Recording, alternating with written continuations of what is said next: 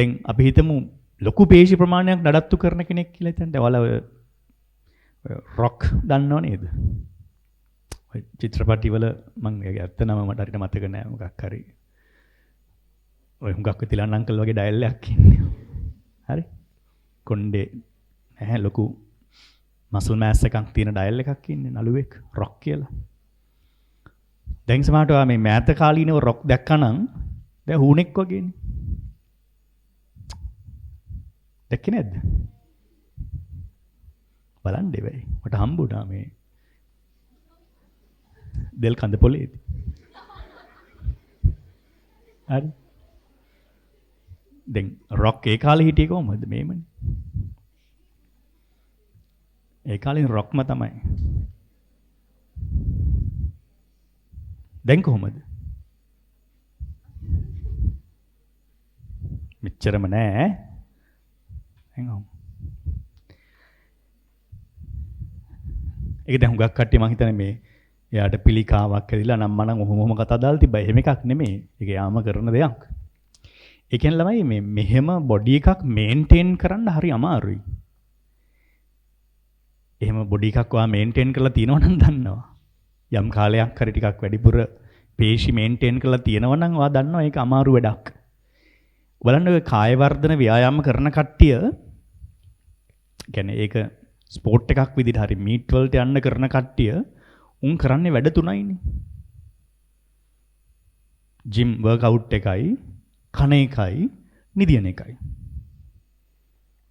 ඔය තුන තමයි කට්ටිය කරන්නේ. ඒ කියන්නේ අර ඒ මසල් මෑස් එක මේන්ටේන් කරන්න එක පැත්තෙන් නිින්දත් ලොකුවට ලැබෙන්න ඕන.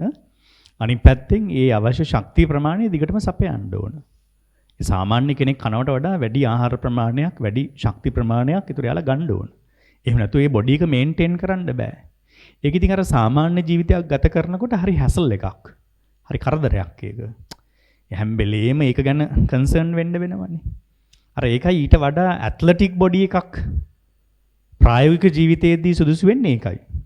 අර මාංශ පේශීන් පිරුණු ශරීරයකට වඩා ක්‍රියාශීලී බවත් එක්ක එන ටිකක් ඔය ලීන් මසල් මෑස් එකක් එක්ක එන ඇත්ලටික් බොඩි එකක් ප්‍රායෝගිකව මේන්ටේන් කරන්න ලේසි. අපි හිතමු නිකන් ක්‍රීඩකයෙක් කියලා හිතන්න. දැන් උදාහරණයක් අපි ගමු ක්‍රිස්ටියානෝ රොනාල්ඩෝ. ඒ වගේ ක්‍රීඩකයෙක් ගත්තොත් අර මාංශ පේශීන් බහුල ශරීරයක් නෙමෙයිනේ ඒක. තියෙන පේශීන් ටික ශක්තිමත්ව තියෙනවා. ඒක වෙනම කතාවක්. ඒක එහෙම තියෙන්න ඕන ක්‍රීඩකයෙකුට. හැබැයි අර දැන් මේ වගේ මෙහෙම පුම්බපු ශරීරයක් නෙමෙයිනේ. ඒ මසල් මෑස් එක මේන්ටේන් කරන්න හරි අමාරුයි. ඒකට වැඩිපුර අතිරේක ආහාර ගොඩාක් කන්න. කන එකත් හරි කරදරයක් නෙලා. කනවා කියලා ඒ දැන් ඔය සමහරු දවසකට කැම්බෙල් 10ක් විතර කනවා. ඊටත් වැඩි සමහරු. හිතන්න ඔය දැන් සමහරු ඉන්නවා මේ වේල් තුන කන්නෙත් හරි අමාරු වෙන්නේ සමහර ළමයි. ඒකත් හරි කරදරයක් වෙච්ච කට්ටිය ඉන්නවනේ. අම්මා 10 පාරක් විතර කතා කරලා ඇවිල්ලා ගහලත් තමයි එකන් ගිහිල්ලා සමහරට කැම ටිකත් කවන්නේ. ඕක දවසට කැම වේල් 10ක් විතර කන්න ගියපම් හිතන්නකෝ.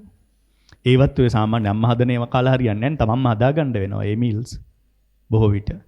ඒක ඒ බොඩි එක මේන්ටේන් කරන්න අමාරුයි. සහ ඒක ඒ තරම්ම නිරෝගී ශරීරයකුත් නෙමෙයි ඒක. මේ වගේ ශරීර වලට ටිකක් හෘද රෝගයම ඇතිවීමේ අවදානමත් වැඩි. මොකද බොඩි එකත් ලොකු වෙන ළමයි. ඒකට හાર્ට් එකටත් ඒක අනවශ්‍ය වර්ක් ලෝඩ් එකක්. බොඩි එක ලොකු වෙන්න හાર્ට් එකට එන ඒ වර්ක් ලෝඩ් එක වැඩිනේ. එයාට සාමාන්‍ය ජවයකින් සංකෝචනය වෙලා බෑනේ. ඇඟ ගොඩාක් ලොකුයිනේ. ඒකට මේ මුළු ඇඟ පුරාම ලේ යවන්න ඕනේ. මගකට යවනවා. මේ හරියට විතරක් කරනවා අර ටික ඕනේ නැහැ. එහෙම බෑනේ. මුළු ඇඟටම යවන්න ඕනේ ලේ ටික. ඒකින්ද තමයි මේ සමහර ඒ වගේ බොඩිස් මේන්ටේන් කරන කට්ටිය කාලයකදී ඒක අතහැරලා සාමාන්‍ය තැනට එන්නේ. දැන් මෙයත් වයසත් එක්ක මම හිතන්නේ දැන් 50 විතර වගේ හෝ ඊට වැඩි ගාණක් වෙන්න ඇති. ඒකත් එක්ක ඉතින් යාර හොලිවුඩ් ඇක්ටර් කෙනෙක් නිසා ඒ කාලේ ඒ චරිතවලට අවශ්‍ය වෙන බොඩි එක මේන්ටේන් කරා. නමුත් දැන් ඒක එහෙම අවශ්‍ය නැහැ. දැන් අර මොන හරි ඇක්ටිං වලක් තියෙනවනේ ළමයි ඇඟ නිසා ලැබෙන චරිත තියෙනවා. රංගපෑම නිසා ලැබෙන චරිත තියෙනවා. ඒ කියන්නේ ඇක්ටිං ටැලන්ට් එක රංගන කෞශල්‍ය. දැන් ඉතින් ඒ වගේ චරිත කරන වයස කියලා ඉතින් ආයෙකින්ද අර මස්කියුලර් බොඩි එක අතාරිනවා දැන්. ඒක ප්ලෑන් කරලා ගානට එක කෑම අඩු කරලා ඒ විදිහට දැන් වෙනම වේට් එකක් මේන්ටේන් කරන්න. ඒ වගේ. ඒතර පිරිමියෙක්ගේ පේශී ස්කන්ධේ වැඩි හින්දා තමයි වැඩිපුර ශක්තිය ඕන. කාන්තාවන්ගේ ඔය පිටින් ලොකුවට පෙනුනට පේශි නෙමෙයිනේ තියෙන්නේ. ෆැට් එක තියෙන්නේ. වැඩිපුර තියෙන්නේ ෆැට් එක. ඒ හින්දා තමයි අර කාන්තාවන් ලොකුවට පෙනුනට තරම් බර නැත්තේ. දැන් මම ඕක කොහොම කිව්වහම ඒ ක්ලාස් එකේ ආවලා තිබුණා සර් කොහොමද දන්නේ කියලා. හරිද? හරිද? එහෙම තමයි ඉතින්. හරිද? ඒ පිටින් පේන තරම් විශාලව පෙනුනට ඒ තරම් බර නැහැ. ඒ ෆැට් එක තමයි වැඩි ශරීරයේ සාපේක්ෂව. පිරිමින්ගේ ඒ පේශි ස්කන්ධේ වැඩි. ඒක මේන්ටේන් කරන්න වැඩිපුර ශක්තියකුත් ඕන.